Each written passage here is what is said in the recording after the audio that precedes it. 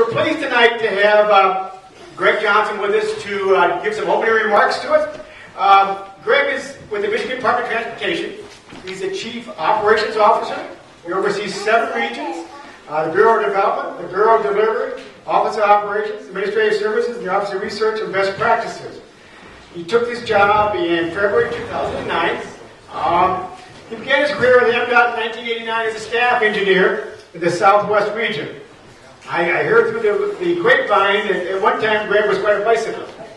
Maybe he still is. Many years ago, he said. But after serving as resident engineer for 6 years, he was named manager of the Kalamazoo Transportation Service Center, and he was promoted to Deputy Metro Region Engineer in 2002, later to Metro Region Engineer in 2003. Under his direction, the Metro Region successfully completed many massive projects. He's a graduate of the University of Michigan. We won't hold that against him here in Lansing. Our friends from Ann Arbor are cheering. He earned a Bachelor of Science in Civil Engineering. He's a licensed professional engineer in the state of Michigan. He holds a master's degree in public administration from Western Michigan. But beyond that, he's really a real ally to bicyclists in the state of Michigan. Oftentimes we pick on MDOT, wrongfully so. I don't know if you all realize that MDOT only controls about 8% of the roadways in Michigan, so they only have so much they can influence. But Greg has really been an ally to bicyclists. He understands our plight and our needs, and he's willing to work however MDOT can within their guidelines and resources to accommodate us. So he's really an ally. So next time you get ready to scream at MDOT, think twice before you do so. They really are friends. Greg, I'm going to turn it over to you to give us some inspiration.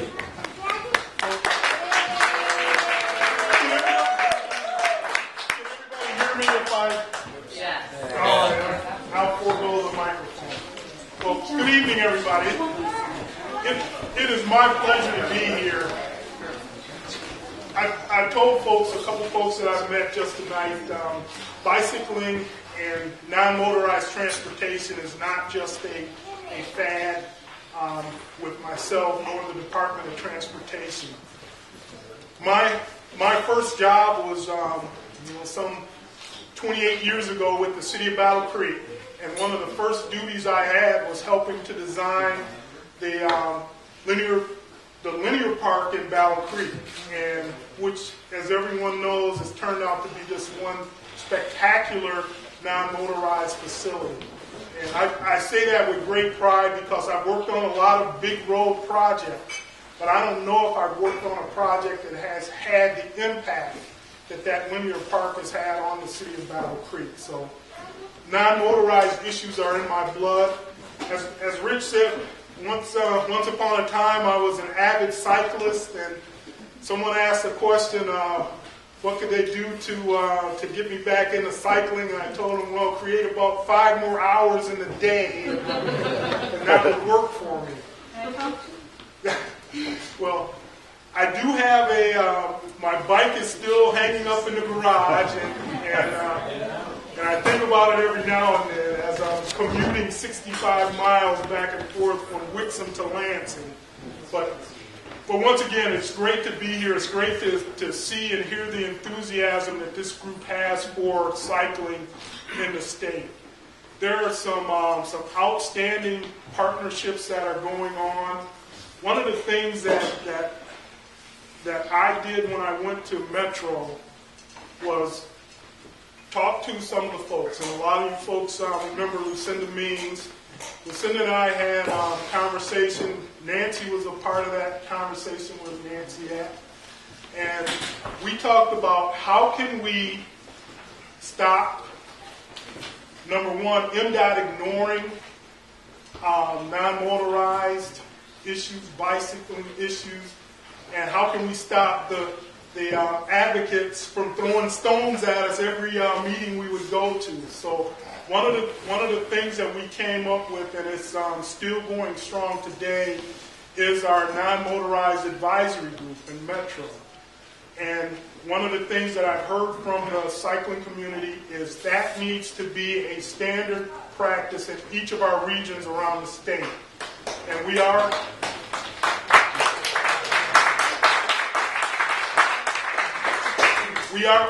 working towards that. We've gotten some traction in some other regions. Folks are it's no longer an afterthought that when we look at a roadway, we say, okay, what are all the modes that this roadway needs to accommodate? So it's really some good things happening within our organization. Josh DeBryan is here somewhere. Where's Josh at? Right there. When I need information or need to help get some things done in the cycling world, Josh is the person who helps me out, and he's a great advocate for you folks within the Department of Transportation. So I think we have critical mass within the department. Some of the things that I'm sure your questions are going to talk about is complete streets policies. Folks, once it passed, folks came up to me and said, aha, MDOT, we got you. We finally...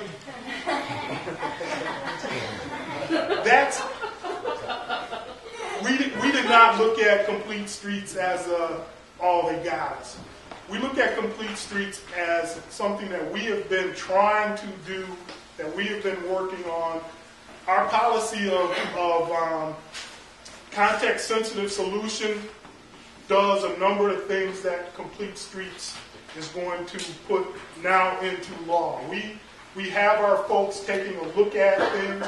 Now, some areas are more attuned to the needs than others. So we are working on those things. I think complete streets is going to be good for the entire state, so you don't get these areas of folks who give you the stiff arm and just say no on any issue. So we have no disdain for complete streets. We think it is a good transportation policy.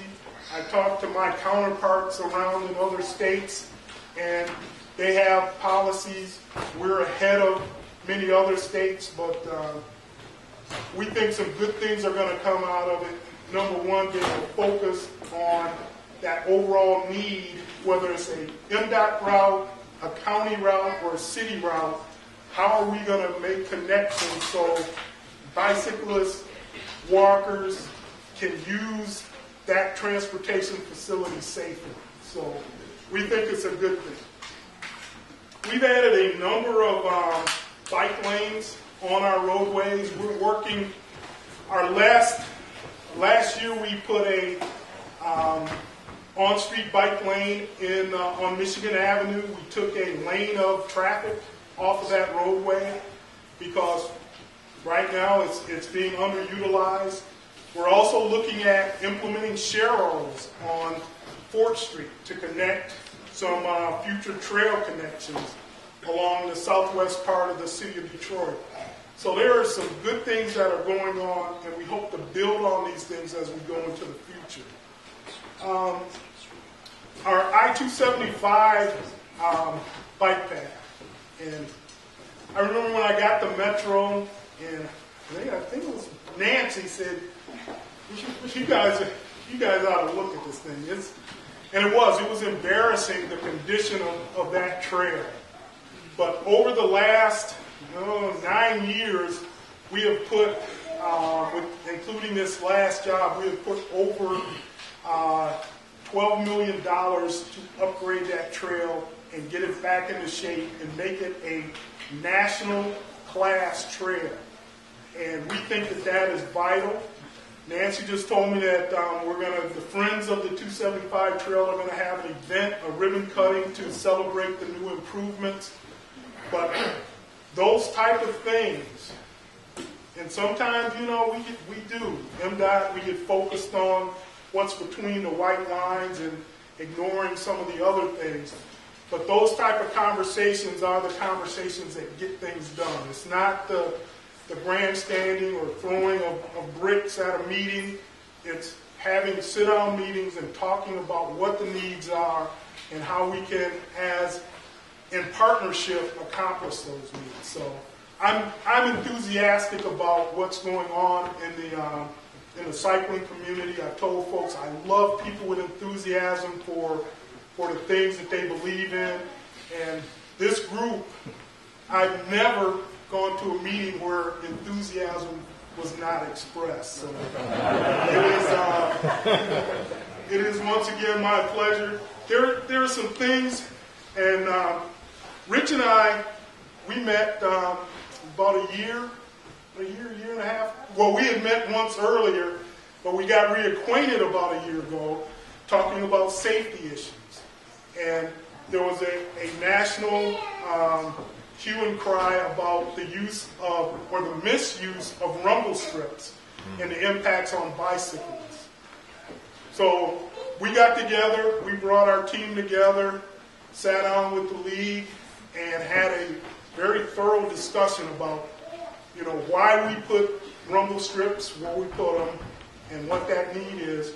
But we also talked about how we could accommodate bicyclists and make that rumble strip more accommodating of bicyclist needs. So that is a project that we're currently working on. One of our solutions is going to be an educational campaign, working with the Secretary of State to try and get safety messages as part of the videos that they show when you're renewing your license in person, getting brochures created, and getting a general awareness of what the rumble strips are there for and how motorists should react to rumble strips and bicyclists. So our folks, we've committed to creating a safety video that's going to be produced, and it'll be on our website, on the LMB website, and as well as shown in the Secretary of State. So those are the ways, the partnerships, that good things come out of those type of discussions. And as a transportation organization, and once again, we used to be the Michigan Department of State Highways. We changed that back in the 70s. We are the Department of Transportation. That does include bicyclists. And no one at our department should ever forget that there is more than, that 4-wheel or 18-wheel mode of transportation. So let me see if I've covered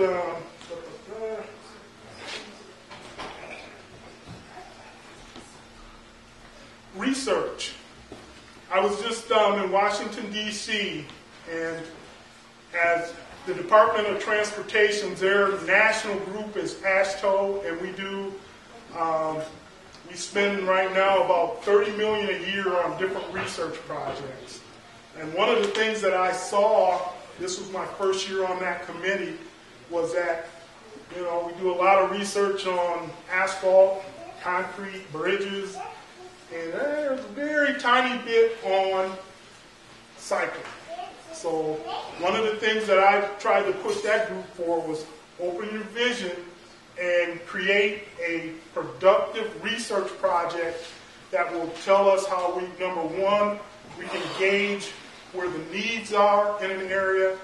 Number two, how we can make our amenities safer for cyclists. So there will be 2 research projects that get funded this year on non-motorized transportation. So I think, once again, that's a great thing. And if any of you went to the Transportation Research Board earlier this year in Washington, D.C., you'll see that there is a number of groups that are looking at how motorists and cyclists can exist safely. And I'll conclude by telling you about an article that many of you may have read. It was in Outdoor Magazine, I think last month. And it was talking about road rage, how motorists are reacting to bicyclists. And one of the key things that I got from that article is that it is a mindset, it's us against them. And they brought to the table that as kids, all of us rode bicycles. But we get to an age, we put them away, then we take off the cyclist hat and we put on our motorist hat. And there's that gap of understanding or empathy between those folks who are wearing the motorist hat and the cyclist hat. And one of their things is you got to get in the schools, you got to do educational programs, keep people engaged and understand that the roads are for cyclists as well as motorists. So some very good things. Thank you for inviting me, and